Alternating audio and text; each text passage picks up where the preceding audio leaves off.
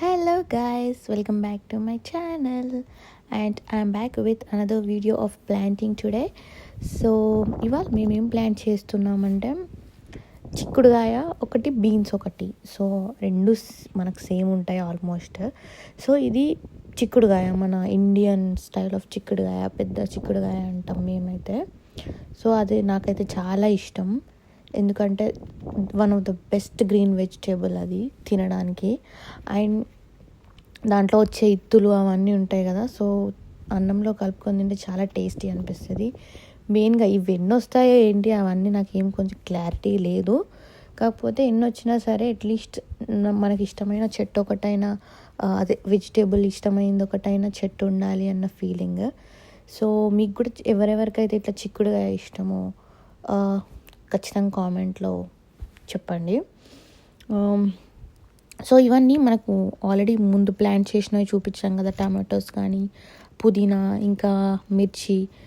So ఇవాళ మనం చిక్కుడుకాయ చెట్టు కానీ, బీన్స్ చెట్టు కానీ ఇవన్నీ సీడ్స్ పెట్టి చేసినాం అన్నట్టు. ఎందుకంటే ఇవి ప్లాంట్స్ లాగా తెచ్చింది కాదు, డైరెక్ట్గా మనం సీడ్స్ పెట్టి నియర్లీ నాకు తెలిసి ఒక 15 to 20 days పట్టింది, లైక్ వాటికి కరెక్ట్గా సీడ్ ప్లాంట్ లాగా కొంచెం మారడానికి. సో 15 to 20 days ఆగి సో ఎప్పుడైతే మనకి మంచి సీజన్, లైక్ ప్రాపర్ సమ్మర్ ఇట్లా స్టార్ట్ అవుతుంది అన్నప్పుడు పెడితే బెటర్. బికాజ్ మీకు ఖరాబ్ అయ్యే ఛాన్సెస్, లేకపోతే ఎక్కువ వర్షం కూడా లేకుండా ఉండడానికి చూసుకోవాలి. బికాస్ సమ్మర్లో అయితేనే మంచిగా పెరుగుతాయి చెట్లన్నీ, వాడిపోవు కూడా మంచి. ఎందుకంటే ఎండ మనకు మోస్ట్లీ మార్నింగ్ ఎండ బాగుంటుంది.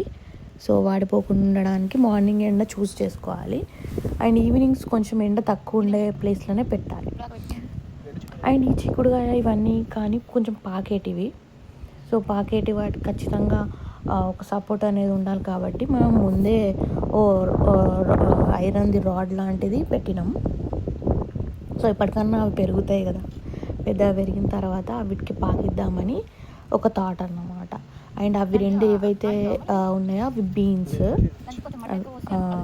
రెండు చెట్లు ఒక దగ్గర ఉన్నాయి బీన్స్. అండ్ ఇటు పక్క లెఫ్ట్ సైడ్ మనకు కనిపించేదేమో చిక్కుడుకాయ. అండ్ బీన్స్ సీడ్స్లో ఎందుకో చాలా తొందరగా లైక్ పాకే అంత వచ్చింది. కానీ మనకు చిక్కుడుకాయ కొంచెం టైం పడుతుంది, ఇది అంత తొందరగా పాకడానికి రాలేదు ఇంకా. సో కానీ దానికి మనకు సపోర్ట్ అనేది ఎప్పటికైనా ఉండాలి కాబట్టి అలా స్టిక్స్ పని పక్క పెట్టాలి. చిన్న స్టిక్స్ ఫస్ట్ పెట్టుకొని, సో అవి పెరుగుతున్న కొద్దీ ఇంకా మనం ఈ ఐరన్ రాడ్కి ఏదైతే ఉందో దానికి అటాచ్ చేసేద్దాం. అండ్ పందిర్లాగా కూడా ప్లాన్ చేయాలి. మీరు చూస్తూ ఉంటారు కదా, నెక్స్ట్ వీడియోస్లో అన్నీ ప్లాన్ చేద్దాం. అండ్ పెట్టినవన్నీ సక్సెస్ఫుల్గా మంచిగా పెరగాలని నేను కోరుకుంటున్నా. ఎందుకంటే ఇది మా ఫస్ట్ టైం ఇలా మేము మా బ్యాక్ యార్డ్లో వెజిటేబుల్స్ హార్వెస్ట్ చేయాలనుకోవడము. సో ఫైనల్గా మనమైతే ఏదైతే దానికి సపోర్ట్ పెడుతున్నాం కదా, స్టిక్ లాంటిది ఏదైనా, వాటికి ఆ ప్లాంట్స్ ఏవైతే ఉన్నాయో ఒక దారంతో కానీ ఏదైనా రిబ్బన్ ఏది ఉన్నా దాంతో టై చేసేయాలి. ఎందుకంటే కంపల్సరీగా టై చేయాలి. అవి ఇప్పటికే చూస్తున్నారు కదా, గాలికి ఇట్లా ఎగిరిపోతున్నాయి.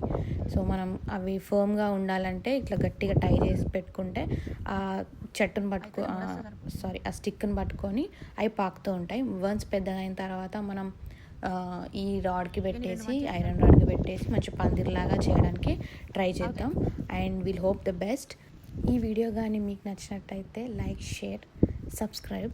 అండ్ ఇంకా ఇలాంటి వీడియోస్ రావాలి అంటే నా ఛానల్ని ఖచ్చితంగా సబ్స్క్రైబ్ చేసుకొని పెట్టుకోండి. డెఫినెట్గా ఇంకా మంచి వీడియోస్ చేస్తా. బాయ్.